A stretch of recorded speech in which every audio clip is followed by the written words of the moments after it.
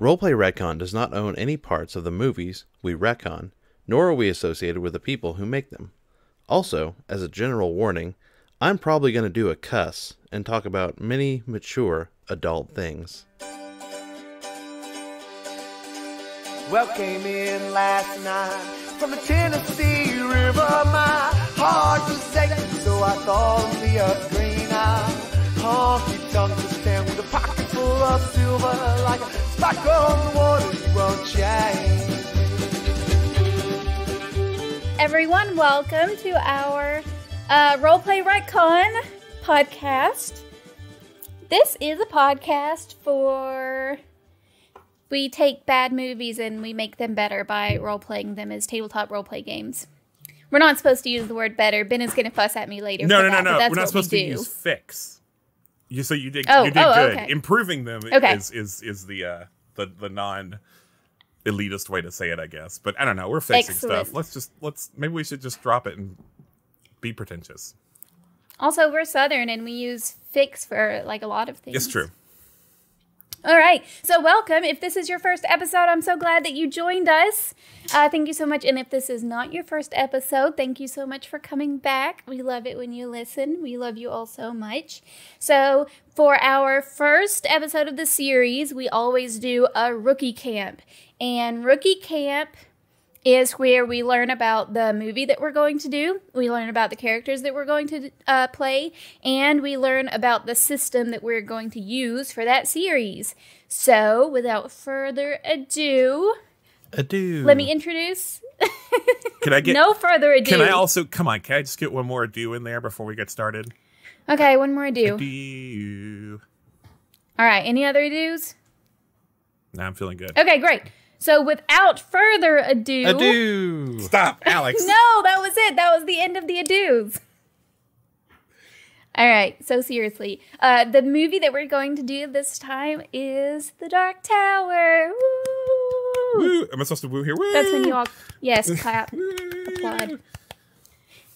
So the audience, when they are actually clapping and applauding in their cars while listening to this, will not feel so alone. This feels like further ado. I'm just saying. Ben. All right. So anyway, we're doing the Dark Tower series. I'm really excited about that. The system that we are using for this series is called Cowboy World.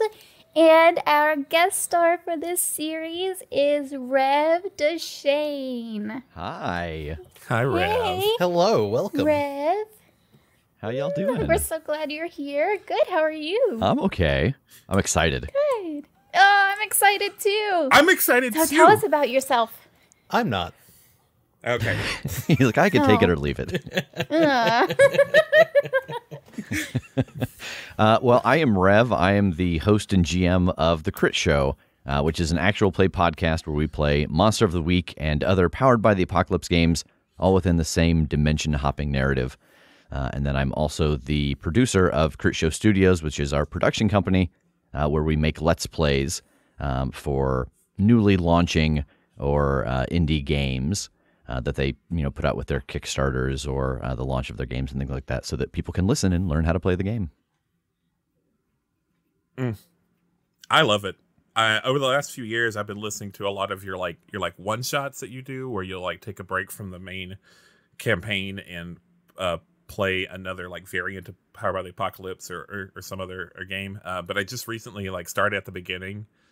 And I just got to Trial of the Unworthy, which was my favorite part of it so far. Oh, Yeah.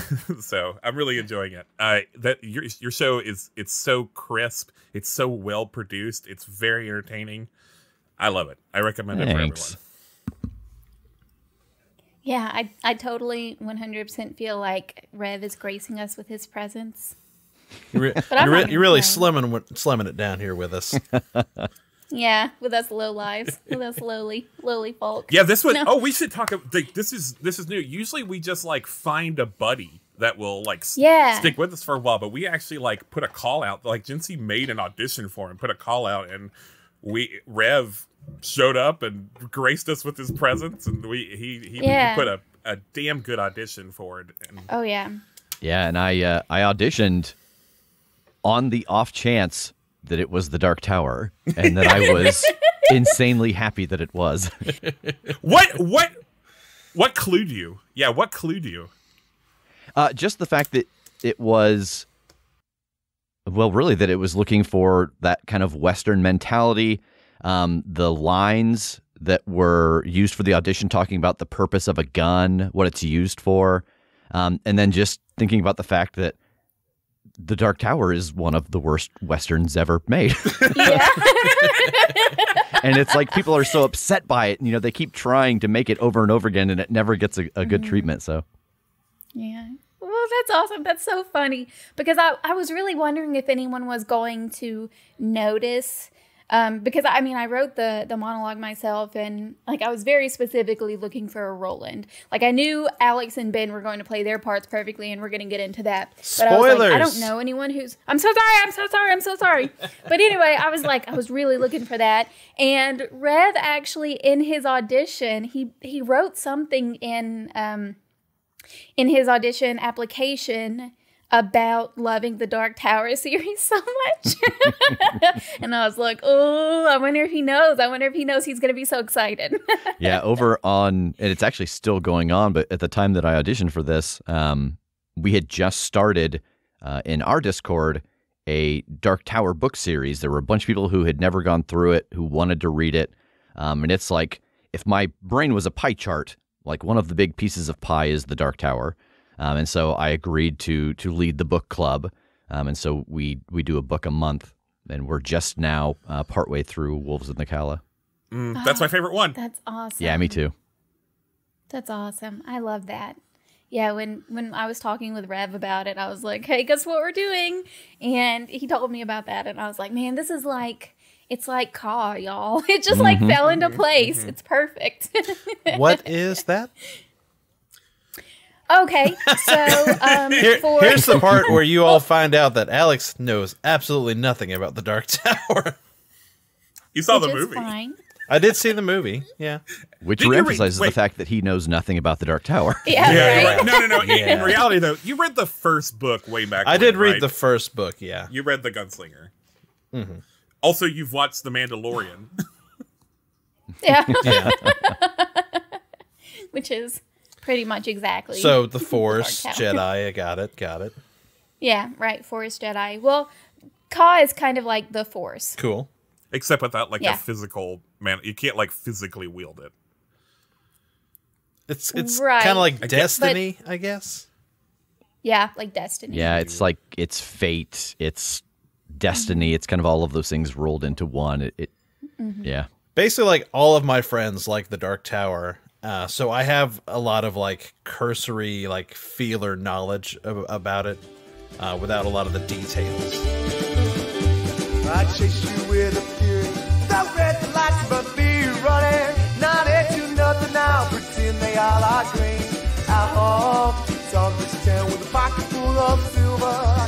Sparkle in the water, you won't change.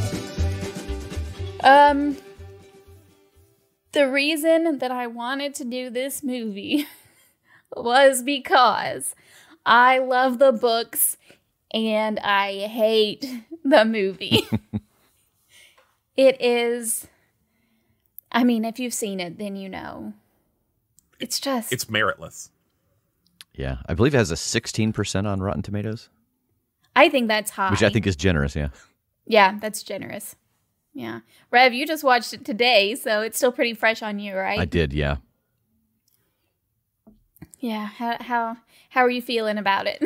You know, it's just, it really got the treatment that a lot of Stephen King stuff gets, unfortunately. It's like, you know what, we're going to make this property. And what we're going to do is we're going to take the name, we're going to take a couple of the characters, and then just throw everything else out. And let's just see what we can jam together. Like, they kind of tried to do 3 or 4 books in a 90-minute movie.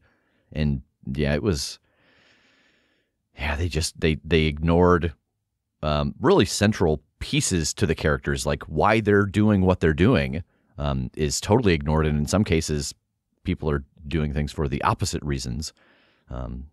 So yeah, it's something. Yeah, it's something bad.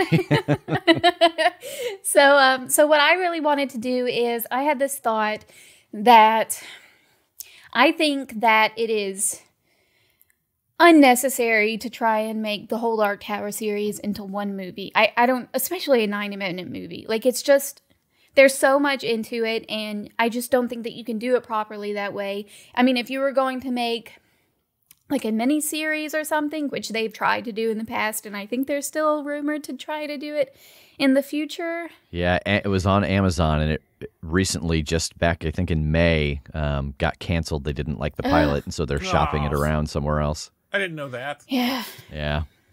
And anyway, I think a mini series would be done well, but I mean, unless you're going to do like a full Harry Potter thing where you give every book its own movie, I don't think it's possible to do it all in one movie. So, but for me personally, I didn't want to do a series of movies. I just wanted to put it into one movie. So I think that if I were to do a Dark Tower movie and I wanted to do it right, I think that the story that Roland tells in Wizard and Glass of his childhood would be the movie that I would make. I think you could definitely do it in one sitting. I think it would be exciting. I don't think that the audience would miss out on any kind of information that that you would get from the books that you wouldn't get from the movie, especially since it is a backstory. And I don't know. I think that with the movie that they tried to make, using a teenage Jake as the main character kind of drove home to me that they were marketing this toward teenage boys. And if you're going to market it toward teenage boys, I think it makes sense to use teenage boys in it, but like Jake's not a teenage boy. So I think like main character Roland as a teenager makes sense. So that's the story that we're going with. I think I'm taking this in more of a direction like Alex did with Indiana Jones, in that I'm not taking the movie that was made and trying to make it better. I'm just like, that movie was trash. Let's take another Dark Tower story and try and make it into a movie. Yeah, it's a lot of people's favorite book too, Wizard and Glass. Yeah, it's my favorite book, and I love that you say that it's a lot of people's favorite books. Most of the people that I've personally talked to about it, that was their least favorite book. So I'm glad that you said that. Oh, yeah. Yeah, I mean, I'm the Ben same hates way. it. But yeah, a lot of the people around me, that is their favorite book. I get the criticism of it. I mean, you've been with this. You've been progressing with this story, and all of the action kind of takes a halt, and you go to a completely different story. And I can understand like how a lot of people wouldn't like that. But I loved hearing about it, like his childhood and his backstory, and it made me feel so much closer to the protagonist Roland. So yeah, that's why I liked it. Can I do like a quick information dump about the series that got canceled? Yes, please. So the Amazon was putting it together. They had a cast. They filmed a pilot, had some phenomenal actors in it. Michael Rooker was in it. Bronn from Game of Thrones. I always forget that actor's name. But the showrunner's intent was that it was going to be a series that was like 7 or 8 seasons. Season 1 is Wizard and Glass. Season 2 is Wind Through the Keyhole. Ends with the Battle of Jericho Hill. Season 3 starts with Roland going into the desert. And then episode 2 of season 3 starts with him coming out of it. And then from there on, each season is book 1, 2, 3, 5, 6, 7. Oh, interesting. Yeah, so he was going to do it all in chronological order. Man, I love that. That would have been so great. Yeah, so they're still trying to shop it around. Hopefully someone picks it up, because it would work really well that way. Yeah, I agree. That would be great. And I love that they're wanting to do it in chronological order, because, I mean, it makes a lot more sense that way than to, like, right smack in the middle of it to be like, okay, we're going to the past now. Forget everything we've been doing. Not that Stephen King. So you kind of mentioned anything. Alex's series on Indiana Jones. And, like, if you remember way back when, I was like, okay, but Alex, you have to still call it. I'm challenging you, Alex. You have to still call it Indiana Jones and the Kingdom of the Crystal Skull and make that germane. Never. I'll never do it. I'm not challenging you to. You did though, and it was great. I'm not. I'm not challenging you to do that. But would you still call this movie The Dark Tower? Great question. I mean, the series is going to be called Dark Tower anyway because we need the SEO. Right. You know? I mean, we're going to call it that. That's a good question. I think if I was just making a standalone movie, and this was my standalone movie about the Dark Tower, and I wasn't going to make any sequels, but I'm like, I'm leaving the possibility for sequels in case, everyone loves it and it's a huge blockbuster hit or whatever. I think I would call it the Dark Tower just so that people know what it is that they're getting into. But yes, I would still call it the Dark Tower. Yes. Okay, cool. Give it like a subtitle. Yeah, the Dark Tower, the Gunslinger Born or whatever. Yeah, the Tet of the Tower, I think is what they call themselves ultimately. Nice, the Tet of the Tower. I love that. Okay. Yes, that's perfect. So give it a subtitle. Perfect. I love that. Nice. Yeah, I like that. Make it like a big deal prologue, but that stands alone. I like that. Oh, can't you hear them scream like the mist on the river through the rolling hills of green? Darkness down, pocket full of silver. Let's talk characters. So I already spoiled who Rev is going to be. So Rev, would you mind telling us about your character, please? Yeah, I will be playing Roland Deschain. He is the son of Stephen Deschain, who is the king of Gilead. Gilead is kind of the center of life and light and art and culture in this world, which is different from our own world. And he has recently passed the test to become a gunslinger. Gunslingers are kind of like knight errants in this world. They go around and they don't really dole out justice in the same way as like a ranger or a marshal does. But they sometimes get asked for help, and it's a lot of a judgment thing, and then sometimes an acting thing. So he has just passed the trial to become a gunslinger, which involves a whole lot of training, and then having to fight your trainer and best them in combat. And if you do not win that trial, you get sent west. You lose your name, your title, and you are in exile. Mm-hmm. So how old are you playing Roland? At this time, he's about 14 years old. He is the youngest gunslinger to have ever passed the rite of trial. Mm-hmm. Yeah, awesome. Thank you so much. So Roland is, in the books, for the most part, he's what's called the main character. So he's the main character. But of course, we are playing this as a role play game. So this is going to be very much. It's not called company. What is it? Party. Have like A party? I mean, it is a party. It starts with a C, though. It doesn't matter. A quartet. Like when you have like a play or a movie or a book that has an ensemble. It's an ensemble cast. Yes. Okay. So this is an ensemble cast. So our other two characters are going to be very, very much just as involved as Roland is. Yeah, and in the books, he is kind of the din of their tet, which just means he is like, anytime you have a group of kids together, there's one who's kind of the leader, and that is him because he passed the trial before the other two. We should kind of maybe draw a line here and say, like, we probably won't spoil the Dark Tower as a whole in the main series, but like we're probably going to talk a lot about the Dark Tower from like in like this episode and in rehash a lot. So if you've like not read all the books, you might want to just like go to episode 1. I don't know. All right, I'll see y'all later. Yeah, okay, bye, Alex. No, Bye. come back. No, yeah, that's a good point. Yeah, we're going to spoil the heck out of his childhood, but for like the rest of the series, we're not going to spoil that for you probably in the main. We'll try hard not to. But yes, so thank you so much, Rev, for introducing us to Roland.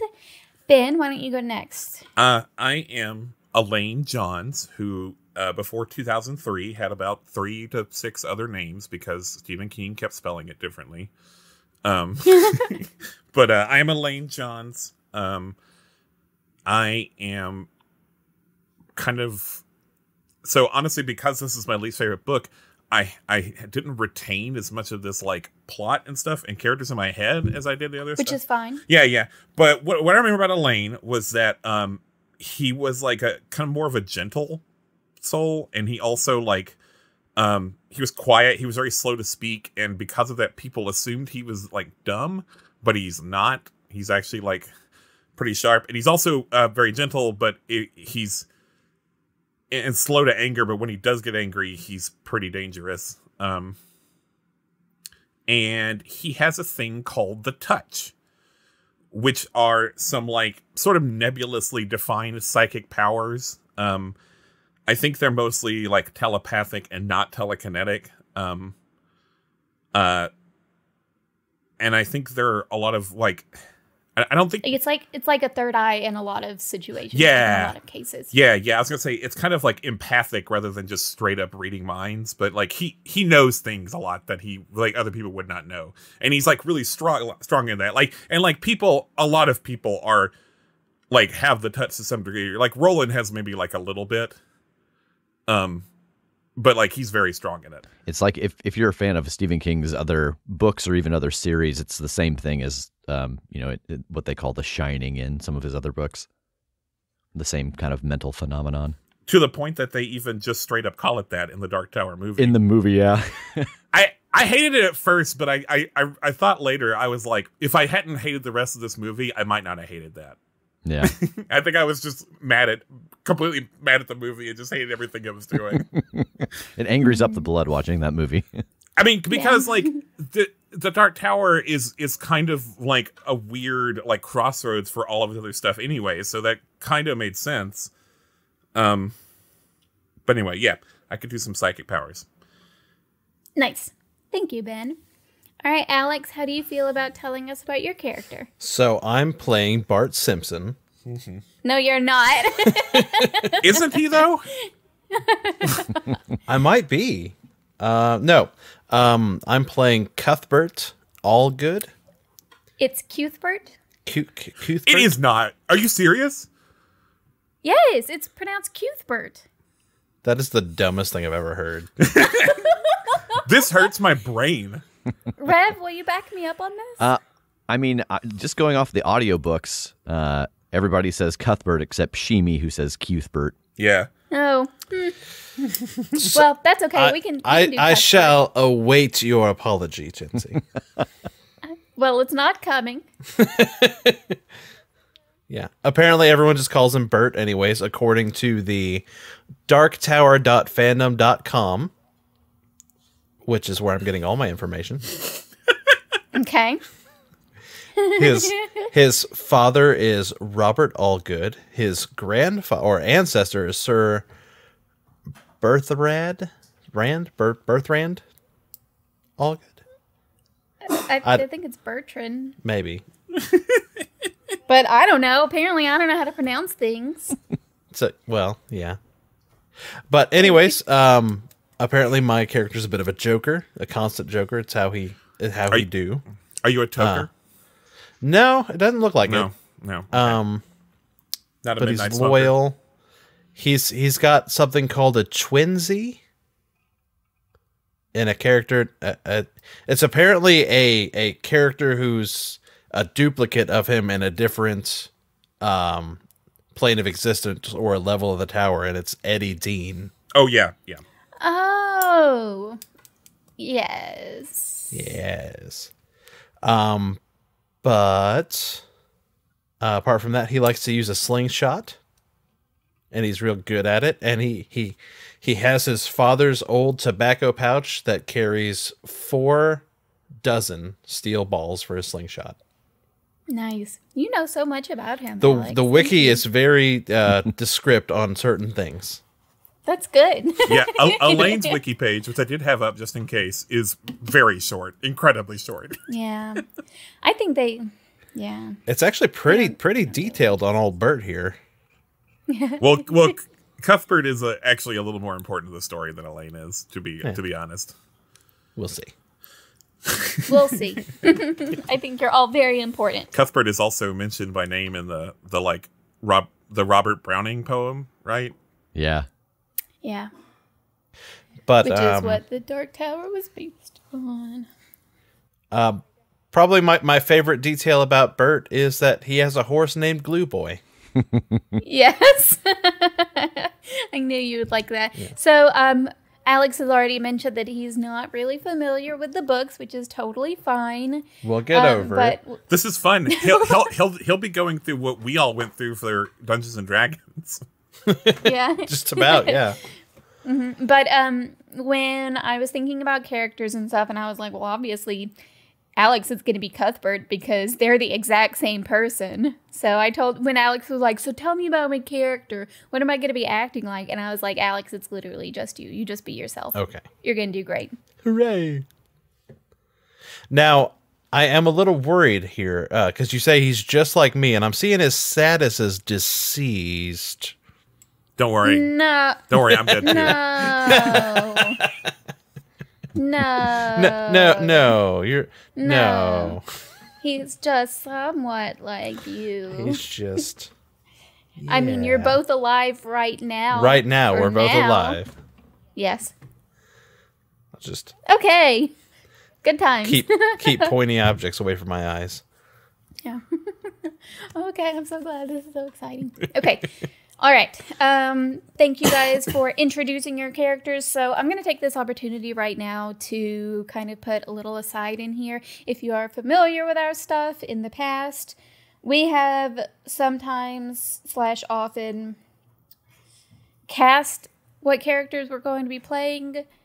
And instead of doing that now, we're going to do that in the end so that we have a good idea of our characters. And during our rehash, when we're like, did we do this better? What did we do well? What would we have done differently? Then we can say, oh, I was going to, if I were doing this, I would cast this character as blank or cast blank as this character. But we're not going to do that now. So don't think we forgot. Just letting you know. This is good because my casting decisions are often terrible mistakes. Just wildly wrong. I still stand by my first bad mistake, though. I still stand by. No, I can't it's the remember. worst thing you've ever done. Clive Owen. I still stand by Clive Owen, but I do not stand by. Clive Owen is Indiana Jones. I don't stand by no. James Corden, though. James Corden was a bad decision. It hurts me. It hurts my soul. Some southern stars calling.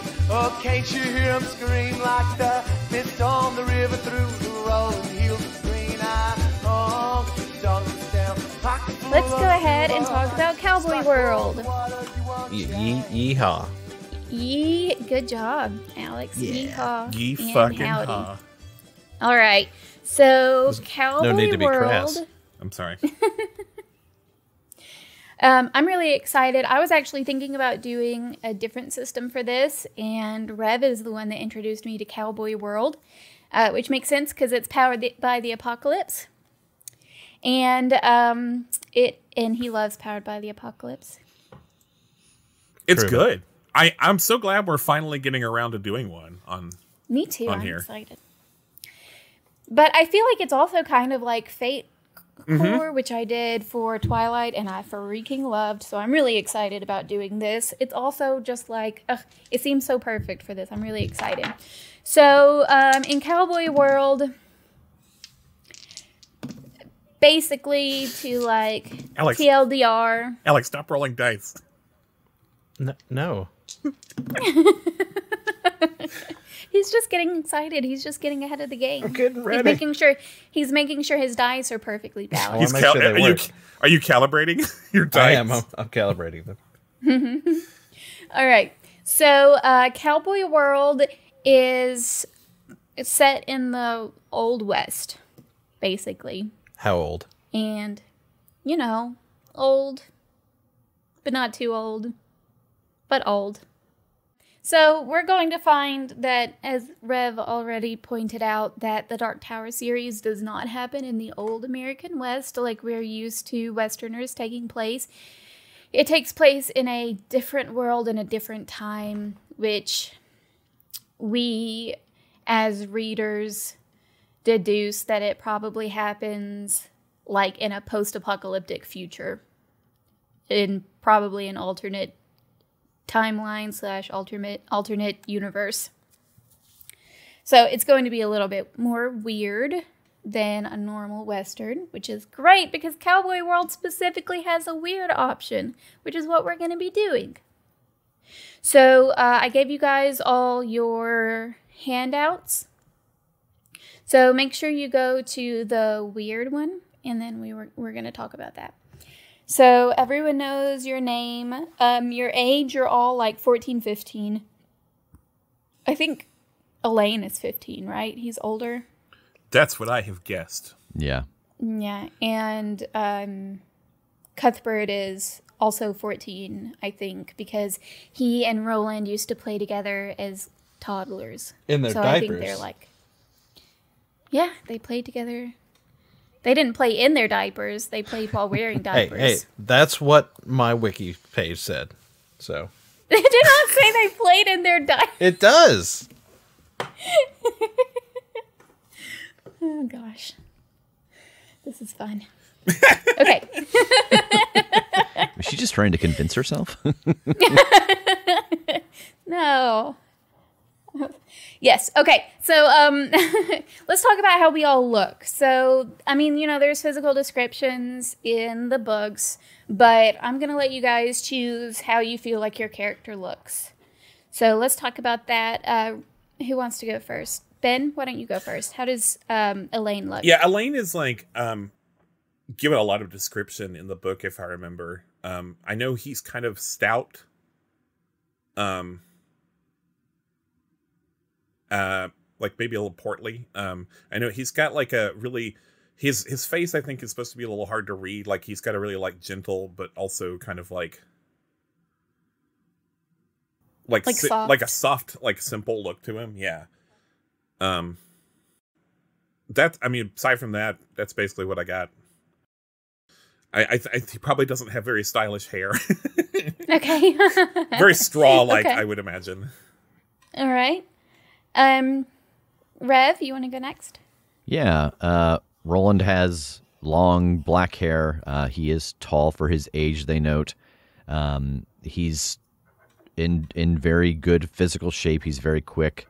And really the thing that they land on the most often is that he has very piercing blue eyes. Mm-hmm. Awesome. Thank you so much. And Alex, you want to tell us about what Bert looks like? So, according to the darktower.fandom.com, Mm-hmm. Cuthbert is described as being tall, thin, and good-looking with dark eyes and dark hair. Though there's some discrepancies apparently in a few other things, especially the poem. People characterize him as having blonde hair. What kind of hair do you feel like he has? I think I'm going to go with the dark hair. I like that. Yeah. I like that. That's a good choice. All right, awesome. Cool beans. So let's talk about the high concept. So in Cowboy World, they have what is considered a high concept, and that is really talking about like your archetype, your twist, your belief, your goals, and your issues and stuff. So archetype is an archetype is kind of like a stereotype. It's like the quintessential character. So for Roland, as Rev let us know, he just beat the test to become the youngest gunslinger. So he's an actual gunslinger. So his archetype would be gunslinger. Nice. And then you two, I'm going to go ahead and let you know, you are almost gunslingers, but not quite. Can I be a dandy? Yes. Nice. Yes. A dandy. Okay. So as a dandy, how is that going to affect your play style, Alex? I don't know. Okay. I don't even know if it's on the list. Well, it's not on the list, but I mean, we can fudge it if you really feel like you want to be a dandy. But but when we talk about like our skills and our stats and everything, it's going to kind of go off of your archetype a little bit. So just be aware of that. Coolio. But if you want to be a dandy gunslinger apprentice, that would be cool. I don't want to tell you how to play your character or anything, but... Gotcha. That's what you are. Yeah. And then Elaine is also a gunslinger apprentice. Okay, so that is our high concept. When we're talking about our archetype, that's just who you are. That's the role that you play in the world and in society. So next up is our twist. And a twist is like, okay, sure, you're a gunslinger, but that's not all you are. So your twist is going to be something not like the opposite of a gunslinger, but it's going to be something a little bit unusual, something unique to you. Would mine be the touch? Absolutely. Yeah. You got the touch. So yours would be the... so you would be... You got the power. So you would be apprentice gunslinger with the touch. Awesome. Nice. All right. So why don't we do... Rev, do you want to tell us what you think your twist would be? Yeah, I'm kind of thinking that the twist might simply be the whole element of the age. Okay. Is that enough of a twist? The idea of, the gunslinger... Youngest gunslinger. Yeah, the youngest gunslinger. Yeah, that's totally enough of a twist. So the twist doesn't have to be super deep. We're going to delve into that with our history, which is what comes next. But a twist is just what makes you unique, what makes you interesting. And being the youngest gunslinger definitely would make you unique and interesting. So yeah, definitely. That's good. Bert, what are you thinking? Give me, what do you think, Chintzy? This is your world. This is my world. This is your world. So, I think, in my mind, when I think about gunslingers, I think about people who, in this world at least, people who are very, very, they're noble, they're revered, they're people who are looked up to for their skills and their wisdom. And I think that Cuthbert being such a flippant free spirit jokester is, in my mind, enough of a twist to be interesting, because I think that that's really what sets you apart from the other gunslingers and gunslinger apprentices. So gunslinger apprentice with a sense of humor, I guess. Yeah, I mean, however you want to word that. A big thing about just the gunslingers in general, they're trained to use everything as a weapon, and Cuthbert is the only one that we ever come across that uses humor as a weapon. All right, so next up, we're going to talk about our history. And we already have a lot of history given to us from the books, but there's not a lot to go off of from your childhood. So, Ben, let's talk about you first. So I think you are the least talked about as far as backstory. So I want to hear about your history. I want to hear about you being a gunslinger's apprentice, even though you're very gentle and soft and have the touch. I want to hear about that. So how did you get to be an apprentice? What's your family like? What's your childhood like? The one thing I know about that's at least hinted about Elaine is that he seems to be very close to his mother. Mm-hmm. He always carries around a book with him called Homilies and Meditations by a in-world author called Mercer. And it was given to him by his mother. And so I like this idea of him I don't know, that he's kind of maybe a romantic, that he really liked the idea of being a gunslinger, not so much for the brutality of it, but for the he likes the poetic idea of justice, and that he thinks that his touch, he developed the touch pretty early, maybe in diapers perhaps. Mm-hmm. Don't, please don't. And so, I don't know. Yeah, I like this idea of him being like an intelligent, well-read person, and maybe his like friendship with Roland has kind of maybe Roland was an inspiration. I feel like Roland is really at the center of this. That he, I don't know, was maybe inspired by that and like joined him. I know that he was at Roland's test of manhood. Roland hadn't told anyone, but because he had the touch, he was able to he figured out, and he was there to like watch, I think, when he beat Court and became a gunslinger. Okay, so you think that Roland inspired him? I like that. Do you think his mom had anything to do with it? Yeah, because you talk a lot about her. You know, there's so much emphasis on fathers, and like, I get it. I don't even think there's anything wrong with that. But I kind of want to stray from the source material a little bit and have someone who is inspired by his mother. And since Stephen King didn't like dwell on this a lot, I think maybe that's a place where I'm sort of can play with it without like, being blasphemous, I know his mother's name is, nope, doesn't tell you. So his mother's... Well, what is his mother's name? Yeah, his mom's name is... Julianne. Julianne's actually pretty good. That's actually a pretty good Dark Tower name. So we'll go with Julianne Johns, which is also a very Marvel name. Yeah, that's perfect. Awesome. And I want to say that she was like a very well-read person. Maybe nice. She was like a teacher. Okay. And so... I love that. Yeah, I like that. I like the idea of Elaine being sort of an academic. Nice. Awesome. Thank you. I love that too. What a good history. Awesome. Let's go with Alex next. Hi. Do you want to tell us about... So this is... feel free to make this up.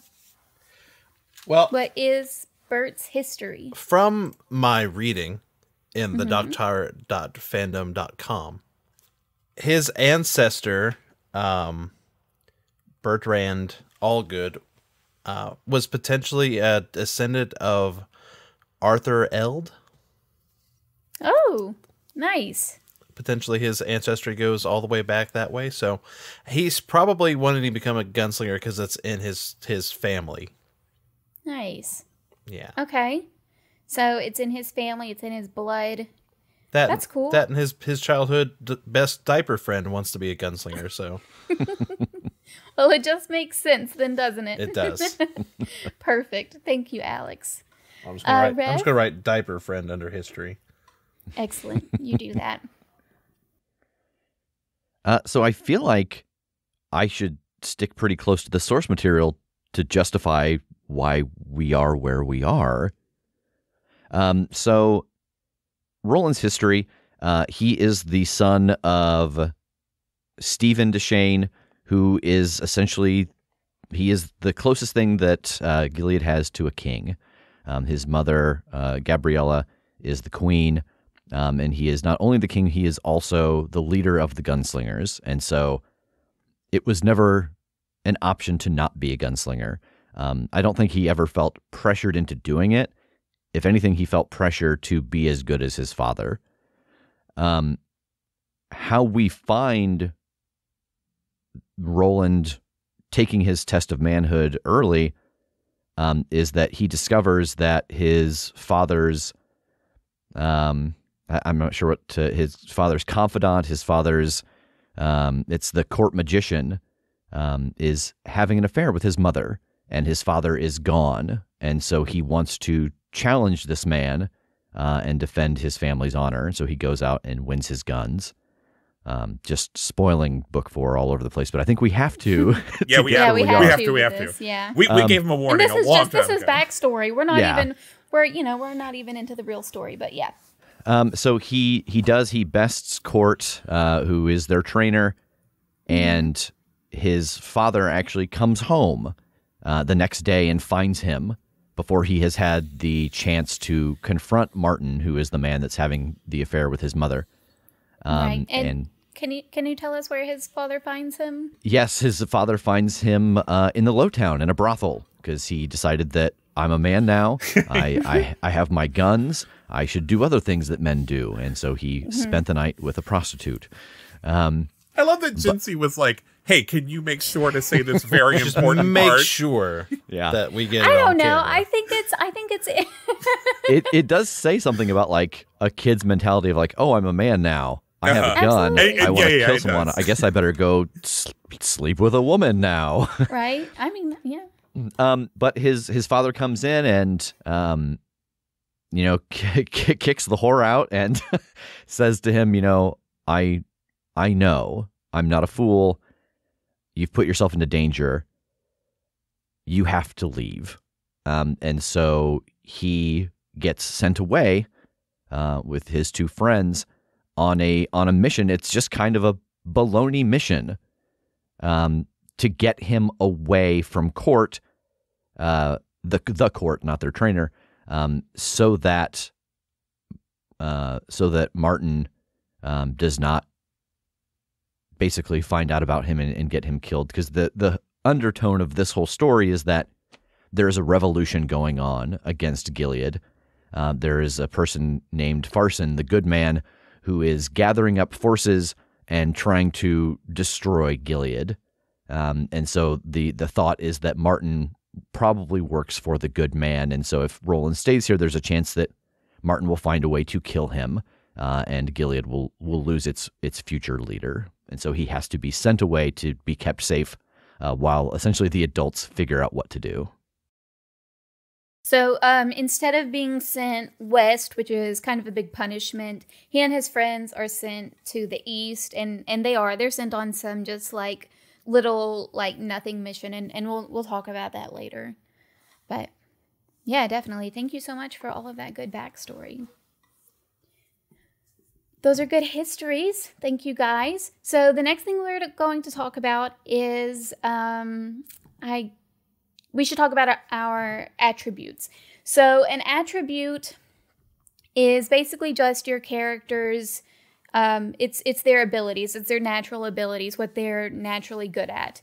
And so for Cowboy World, not including weird, which we're going to talk about next, the three main attributes are body, mind, and soul. So if you are someone who is just all physicality, they shoot first, ask questions later, then you're more of a body character. If you're more of an intellectual, like asking the big questions and solving problems, then you're a mind character. And if you are more of a charismatic people person, then you're a soul character. And luckily, I think you all three perfectly fit into one of those. Yeah. So, Ben, which one are you? Yeah, so can I just go ahead and say like the spread that I've put already in my... Yeah, sure. Yeah, I've put +1 in mind. I've put 0 in soul and -1 in body. Yes, awesome. So thank you, Ben. So for the one that you are best at, you get a +1 for that, and it'll help you out later on with doing your skills and everything. You get a 0 in something, and that's just you're neutral at that, and then you get a -1 in something. So Ben tells us he's +1 in mind, 0 in soul, and -1 in body, and I think that's perfect. Alex, Good job, you want to man. go next? So if I'm just going to take this and just roll with it, I think Cuthbert would probably be a 0 in body, Okay. -1 in mind, and +1 in soul. Okay. You Awesome. think, I you support think that. that's all right? I think you could go either way with body and mind. I think he is probably a little bit more. I mean, he's clever. He's not stupid by any means. He's Right. very smart and very intellectual. But I think that he is probably just as physical as he is clever, and he's definitely most soul. So I think you could probably go either way with body and mind, but I totally support what you have. I think that's good. Rev? Yeah, so definitely body is the first one. Mind and soul are kind of tricky because I'm looking at the skills associated with them. And with mind you have awareness and investigate, but with soul you have nerve and command. I suppose when we find them, on the road to this place, I'll probably go with 0 mind and -1 soul. Okay. Do you have a thought either way on that? Roland is very tricky because he's definitely all body. Yeah. I mean, he's not very charismatic and he's not dumb, but he's not really an intellectual thinker either. Yeah, it's all of those like survival and tracking, and in the book they talk about how all the people around him, Jamie and Len and Cuthbert, are all superb at something. But Roland he's like the human in D&D. He is just equally good at everything. He doesn't stand out at any one thing, but that's why he survives, because he's good at everything. So it's interesting trying to figure out where to put his -1 at. It is. I personally think you kind of hit it on the head, because then we have our 3 attributes all interchanged. Yeah, that way. One of the things that really it emphasizes in Cowboy World is that the characters need to complement each other. Yeah. Uh-huh. And I think the spread we've got here does that. Yeah, I think it's perfect. I think that's good. Let's go with that then. So you've got a 0 in mind and a -1 in soul. Yep. Okay, perfect. Awesome. All right, good deal. So next up, let's go ahead. Do I want to go ahead and talk about weird? Yes. So let's go ahead and talk about weird. So so weird you want to do that. You're so weird. I had to do it. I'm sorry. That's okay. So I think that you guys start out with some weird. Okay, so you start out with 4 points in weird. Okay, all right, I figured it out. Okay, so it's not that you each get 4 weird, it's that there's 4 weird to split among you 3. Ah. Okay, so that's the thing here. So what weird is like, it's described as being like weird effects. So like, it could be that you can kind of communicate with animals, or it could be that you can sense things that other people can't sense, like changes in aura or emotions and stuff like that. Like you could have the touch. Exactly. Yeah, I don't mean to speak out of turn here, but I'm guessing I'm going to get a good healthy helping of the that lion's weird. share of that weird. Yeah.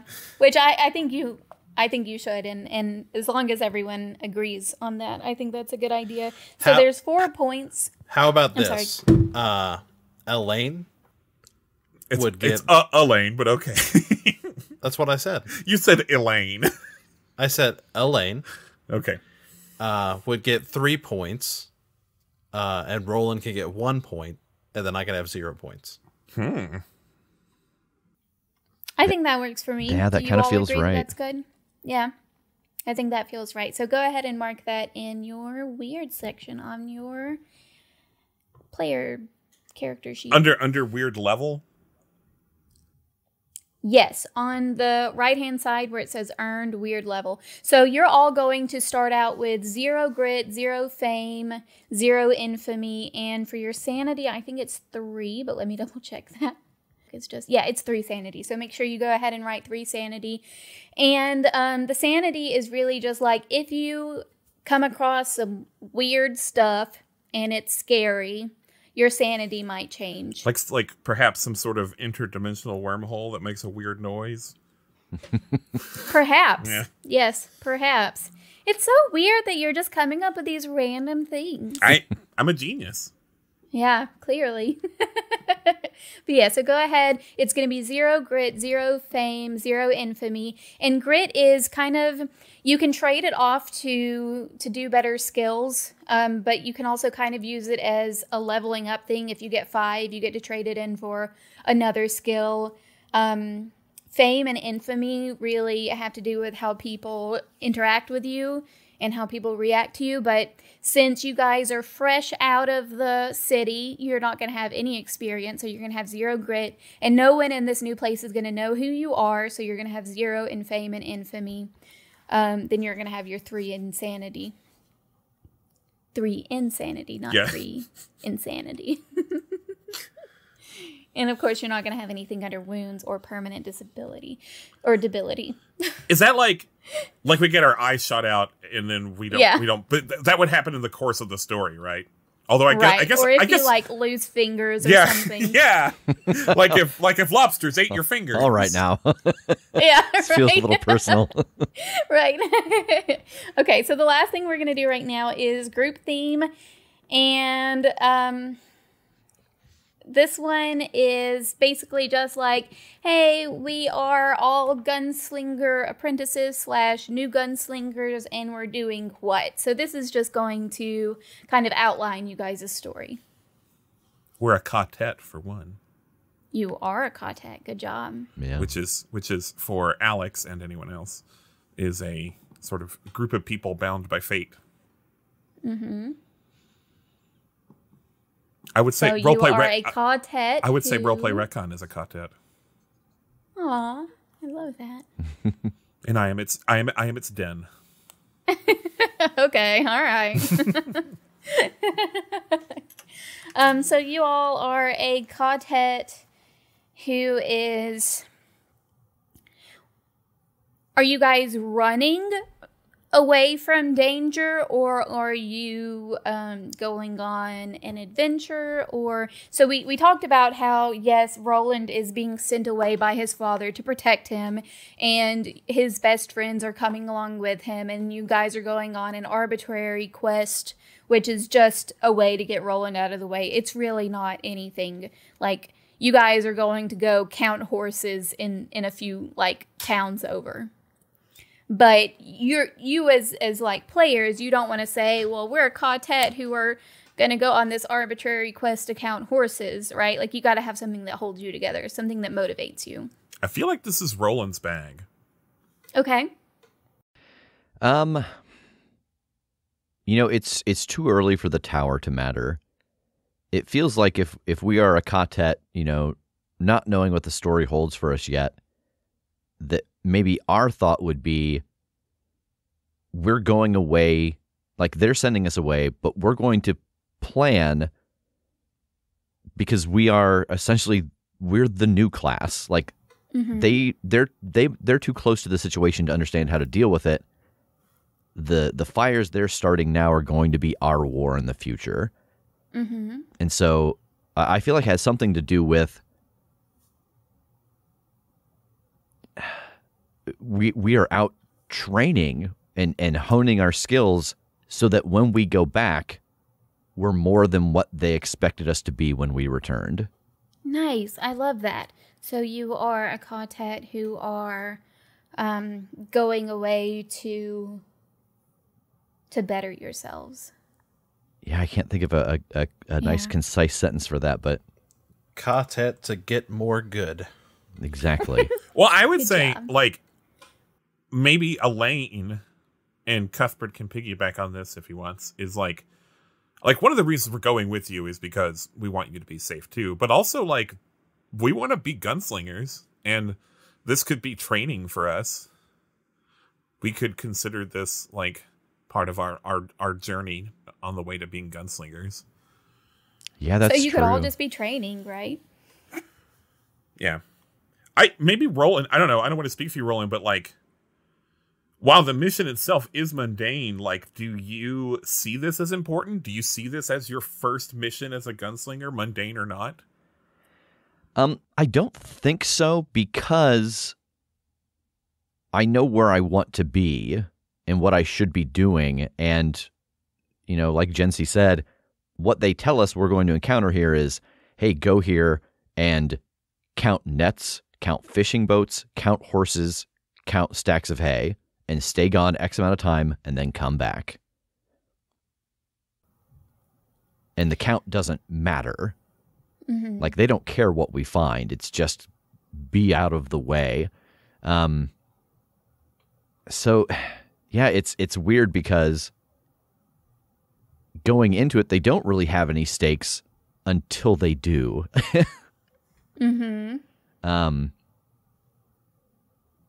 Yeah.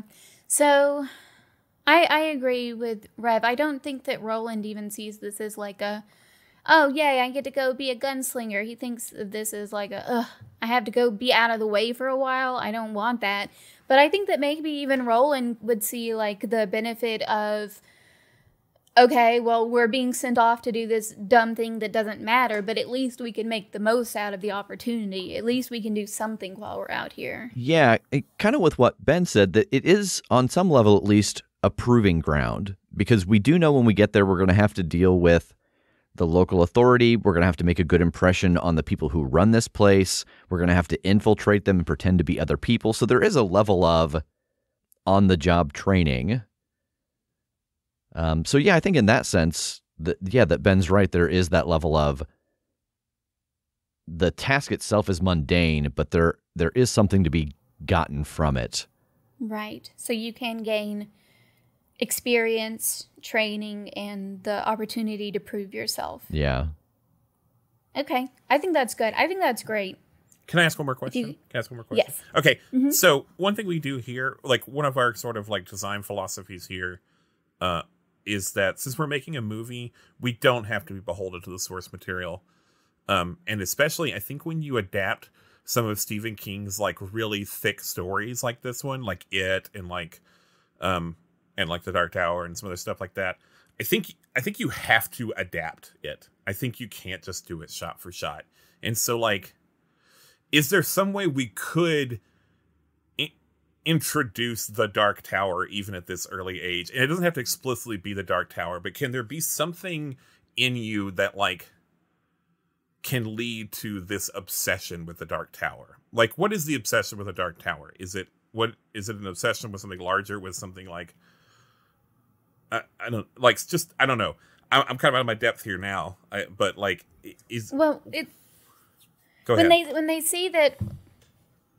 So it's really after the fall of Gilead that Roland really becomes obsessed with the Dark Tower, because when Gilead falls, it's like along the path of the beam, and so the beam breaks and like the big ground quakes or the beam quakes happen is what Elaine tells them.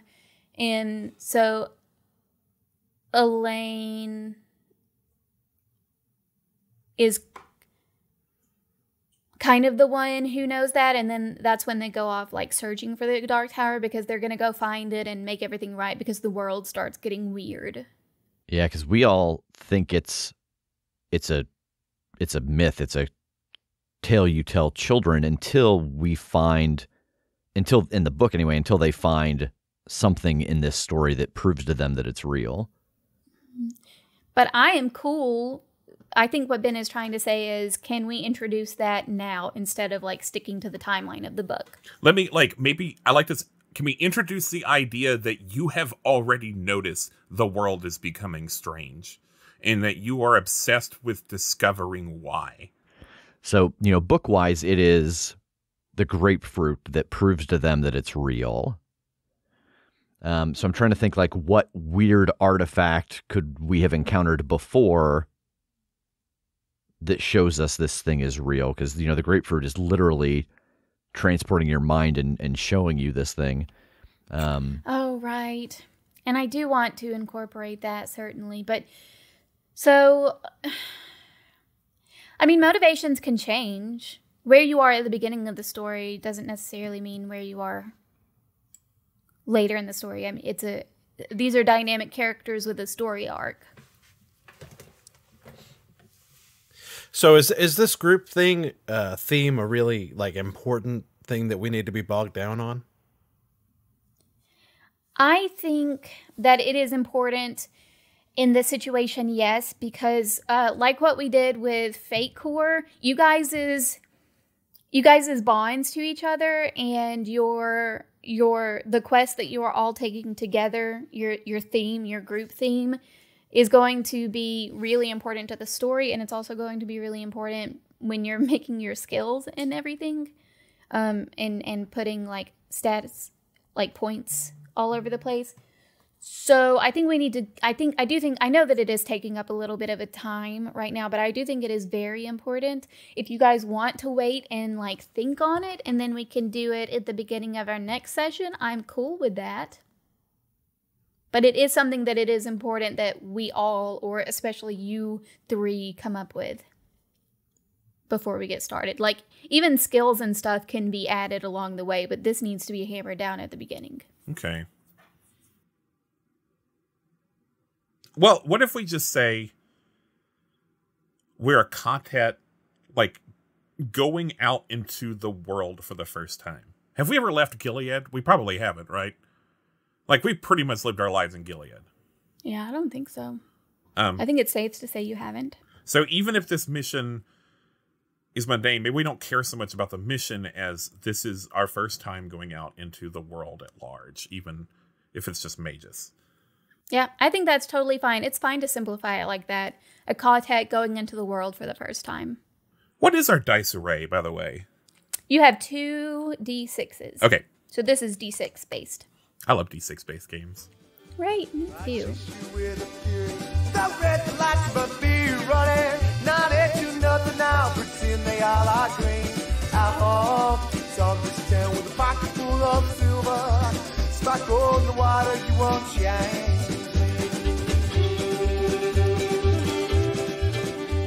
I also want to briefly talk about beliefs, goals, and issues. So that's going to be another independent thing, but I do want to touch on it. So your beliefs, goals, and your issues, your belief is not, it's not like, it doesn't have anything to do with your religion or anything spiritual or anything like that. Your beliefs are kind of your leading motivations. It's something that you believe about the way things work, like the world around you. And your beliefs are going to determine how you play, how you live your life.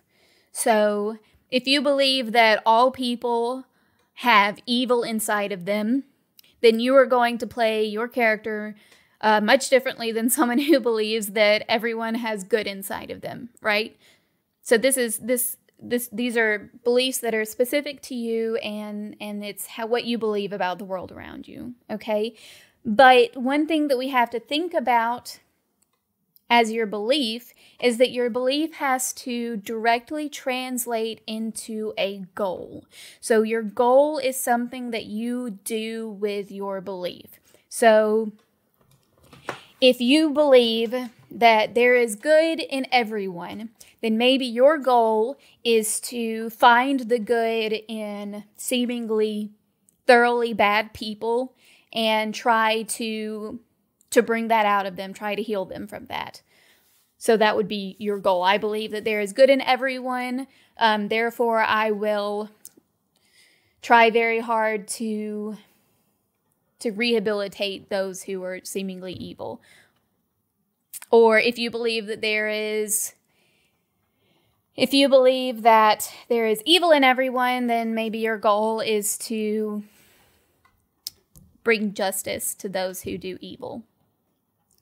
All right, good deal. So your goal is directly based on, it's something that you can do because of your beliefs. Now, beliefs also have to be able to be challenged.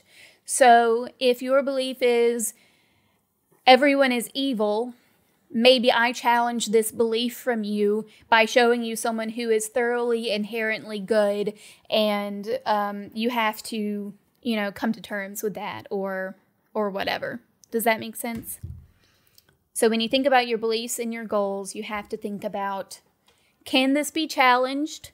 And can I directly act on my goals? And are they directly based on my beliefs?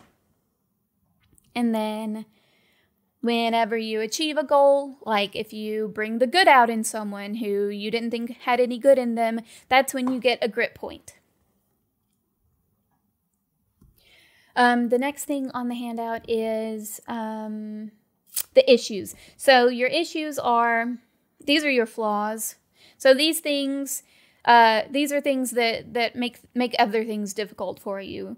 So, for example, you might be weirdly obsessed with something, or you might be a klepto. You might like have a stealing problem, or you might be afraid of something, or something like that. And your issues, again, we want to bring these up in play. So your beliefs are what's going to be driving you. Your goal is what you're doing because of your beliefs, but your issues are things that you have a flaw in, and you want to make sure that that's something that when we are playing the game, that your issues do come up. So the last thing that I want to talk about for character creation is bonds. So bonds are how you know other player characters or NPCs. And so the bonds are like, it not only creates bonds between your characters, but it also creates stakes. So stakes are, for those of you who are unfamiliar, are what you are willing to do to make something happen. So if the stakes are very, very high, then it's like a life or death situation, right? Or it will feel like a life or death situation. So we want to make sure that our stakes are pretty high, so it's very interesting. And you also have 4 bond points. So each one of you has 4 bond points to distribute between the other characters. So Roland will have 4 bond points to put between Cuthbert and Elaine. Elaine, you'll have 4 to put between Cuthbert and Roland, and so on. So bonds, there are different types of bonds. They can be like very, very positive, like love, friendship, respect. You can have negative bonds, but the bond points themselves cannot be negative. So the point number is just showing how strong that emotion is. So you can give someone a +3 bond point to hate. So like you really, really hate that person, a +3 amount. Does that make sense? Okay. Okay. So do you guys want to, let's do this one together. I think that this is important. You guys want to talk about how you feel about each other? Yeah, I've actually got this down, I think, and you can tell me. Can I start? Yeah, go for it. I have obviously Roland and Cuthbert are my bond's name. I don't even know if anyone's will be different, except for, you know, Roland won't have a bond with himself. Okay. I've given 3 points to Roland. Okay. Because he is the den of my quartet, and I think I probably look to him with, not to insult Cuthbert, but probably look to him with more like respect and maybe admiration.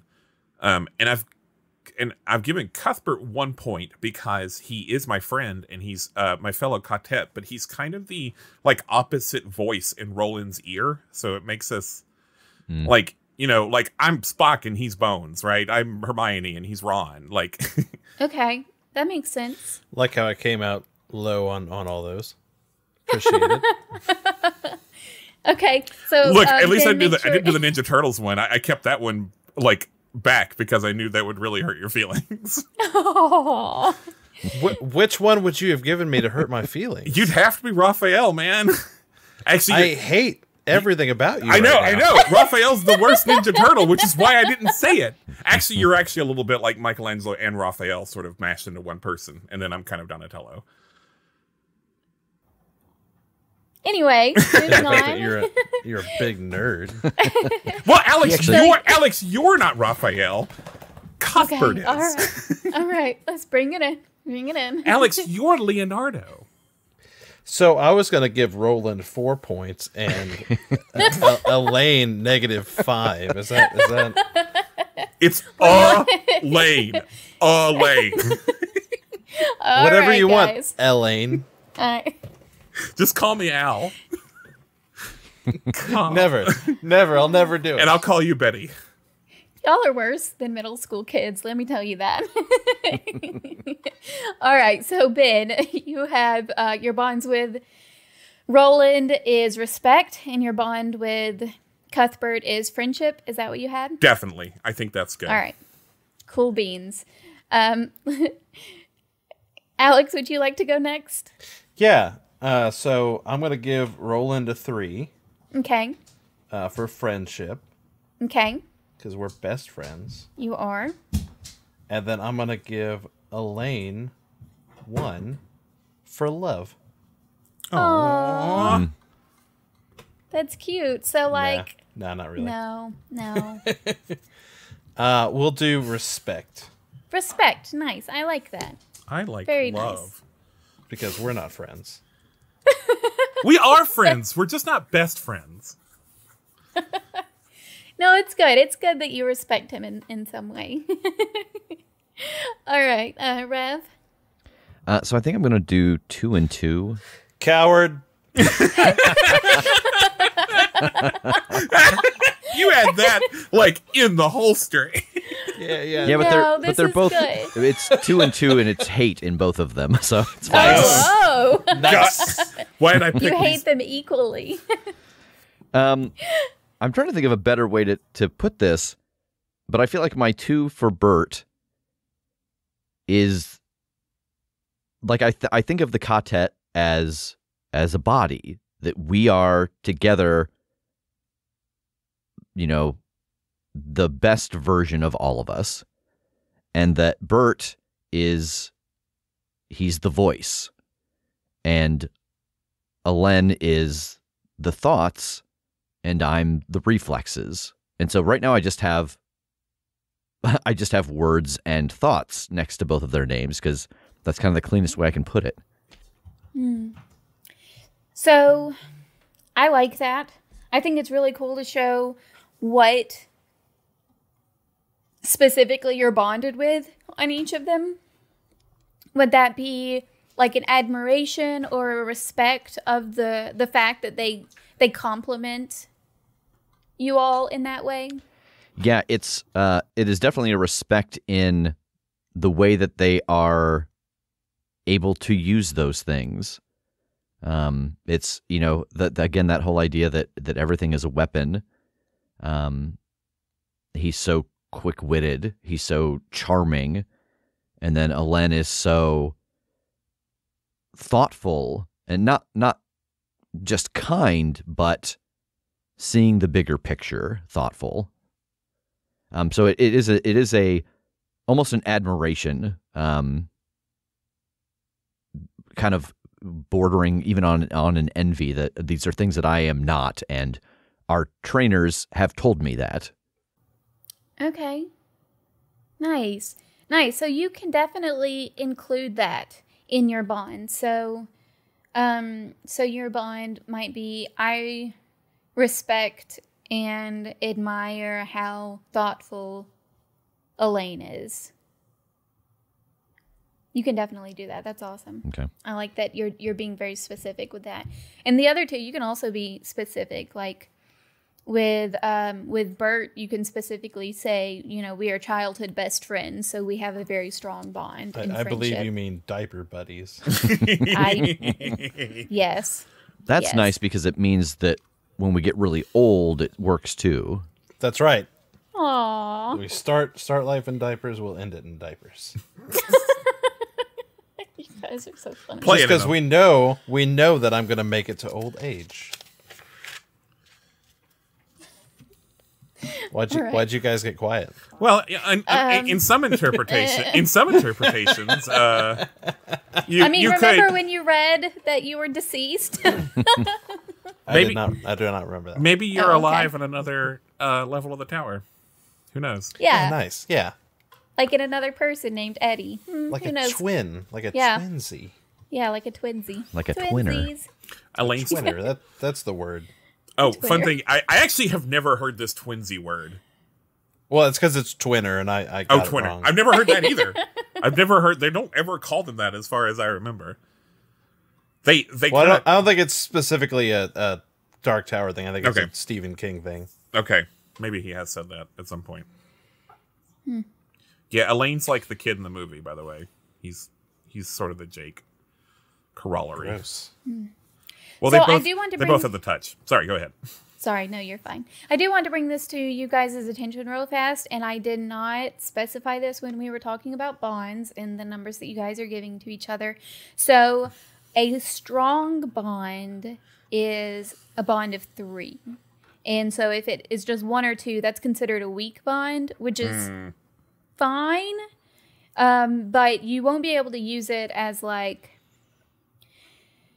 You won't be able to use it as like a character aspect or like a skill modifier when it's... Like if you have a strong bond and you're doing something together, for example, with Cuthbert's +3 to Roland because they're childhood BFFs. If Cuthbert was trying to save Roland from having his mind controlled, then Cuthbert could potentially add his +3 to that because he could say, well, I've known Roland since he was in diapers, so I would be able to bring him back from this mind control. I would be able to show him who he really is or something like that. But if you have like a 1 or a 2, you won't be able to do that. So just be aware. I mean, I know you want to make a fun game for all of us, but like, I feel like inescapably that Roland is the star of this show. And so like, I feel like this makes sense that our characters are primarily here to support Roland. Okay. And not so much each other. So I kind of feel like that works. I mean, it's in my contract that I die in the 3rd episode, so I think that you should figure out what you're going to do when old Roland's gone. Wait a minute. 3 24-hour-long episodes. But yeah, we'll be able to increase bonds or create new bonds later on. But I just wanted you guys to be aware of that. I didn't specify that previously. But I wouldn't worry about that, Rev. I heard you humming over there because you don't have any strong bonds right now. Yeah. And I think that's okay.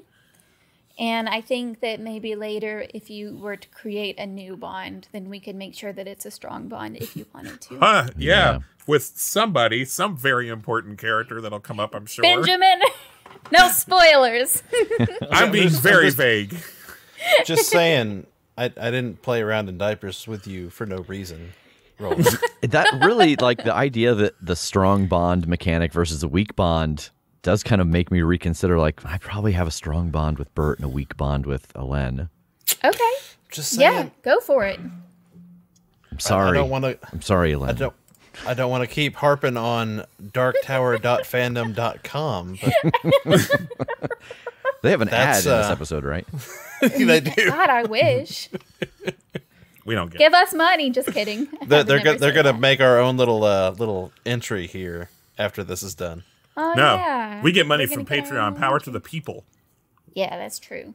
We don't sell out to corporations unless they have a lot of money. I'm just. Oh yeah, Don't say yeah. that. Don't. We could- You're not gonna we shut could that sell window, out. Ben. We all Yeah, know come that.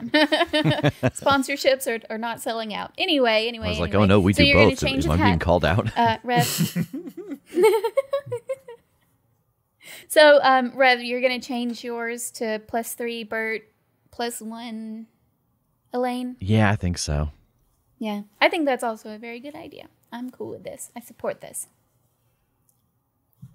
Awesome. So that is our character creations. We also have to talk about gear and wealth, which is like a really basic thing. The guide outlines exactly how much gear and wealth isn't like a exact dollar kind of thing like in D&D where you start off with like 50 silver pieces or whatever. It's basically just like your status and how much, like what kind of life you can afford. And we can talk about that personally. I mean, it's basically nothing, right? You guys are being sent off on a mission from the king. I'm pretty sure that the king gives you all enough money to be very, very comfortable. That makes sense. Okay. And it also talks about how the people there basically give you anything you want, including, you know, a place out in the hills to live. Okay. So Word. I do not think that you guys are poor. Word indeed. All right. Do any of you have any questions whatsoever about Cowboy World and or the Dark Tower? I do. Yeah. Okay. What is the Dark Tower? So the Dark Tower, are you asking about... I'm going to take this question very seriously, Alex. Are you asking about the book series titled The Dark Tower, or are you asking about the entity within the books that is called The Dark Tower? I am making a goof 'em up. Thank I you. do not need this information. Well, came in last night from the Tennessee River. My heart was aching, so I thought of me a green eye. Honky tonk was down with a pocket full of silver, like a sparkle on the water, you won't change. Okay, so the next thing that I'm going to do is tell you guys about the music for this series. I am really excited about the music for this series. We're going to be using music by the Pine Hill Haints, who are amazing. I saw them at Low Mill a few months ago when they were doing their car concerts in your car. We should You, like, probably drive up? Yeah. we should probably explain what Low Mill is. I mean, it's just a place. It's a place here in Huntsville that it was a textile factory that was turned into like a nerd commune Into like store. an artist place for artists to be. Yeah. Not a nerd commune. What the hell? I mean, there are miniatures painting places in there. We should explain for first time listeners. We always do this. We always partner with a band or composer or other musician to kind of provide the soundtrack for this movie, for each movie that we do. So, we've been told before that like music we've chosen have been like added to people's like regular Spotify rotations and stuff, and like be prepared to do that again. Oh my God, the Pine Hill Haints, y'all. They're amazing. They describe themselves as Alabama ghost music, and that is so accurate, and it's going to fit into this so well. And I cannot stop listening to them. They're awesome. So thank you to the Pine Hill Haints for letting us use your music. Thank you, Pine Hill Haints. Also, thank you to Nerdsmith for having us on their network. We love Nerdsmith, and we love being a part of them, and we love being creators for them. So Nerdsmith is a big network that has lots of podcasts and Twitch streamers and such. So please look into Nerdsmith and look into the other people who are part of Nerdsmith, because they're awesome too, and they deserve your attention. You can find them at nerdsmith.org. Also, if you end up liking this series, please consider supporting us on Patreon. We're running a little long right now, so we won't go into that too much, but just find us Roleplay Retcon on Patreon. Well, thank you for it. And We're going to do Star Wars eventually if we get enough patrons. also, once again, thank you to Rev for joining us for this series. Please check him out on the Critshow. Rev, are you doing any streams right now? Yeah, actually, I don't believe that this will come out quite in time, but we stream every Monday and Thursday, and actually starting sometime in March, we're going to start making our Monday night stream a ongoing TTRPG. So we're actually taking applications right now for GMs. There's a stipend and a percentage of the Twitch earnings. I had the application for that opened, and then I just like crumbled under my own like anxieties, and I was like, I'm okay. I'm doing enough right now.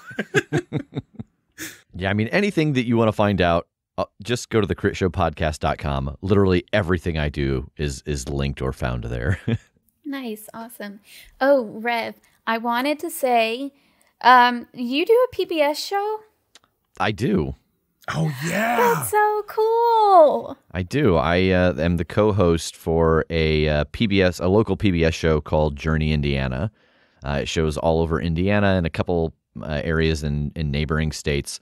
And it just features local places you can go, local artists, local events, Every episode we cover 3 different things, and we are usually on location. So yeah, it's a very fun show. That's Nice. awesome. I'm from Indiana originally. Oh, where at? Indianapolis, Okay. out in Lawrence. Yeah, I live now in Indianapolis, just north of Greenwood. Nice. It's also where a lot of the Critshow takes place, right? Because you guys you play sort of fictionalized versions of yourselves. Yeah, so on the Critshow they play as themselves, and so the main story begins in Indianapolis and then starts taking them kind of globetrotting and then dimension hopping. Yeah, I just got to where they were in Kauai. Yeah. It's really wild because Rev is like an NPC. He's the GM, and Rev is an NPC in the game that shows up sometimes. And so you talk about yourself in the third person, and it's the wildest thing. I wonder where I could have stolen that idea from. Hello, Dark Tower. Yeah. I love that. That's awesome. Thank you for joining us on our podcast, and please join us again on March 17th when we release the first episode of our remake of The Dark Tower. Bye. Bye. Bye. Bye, kisses.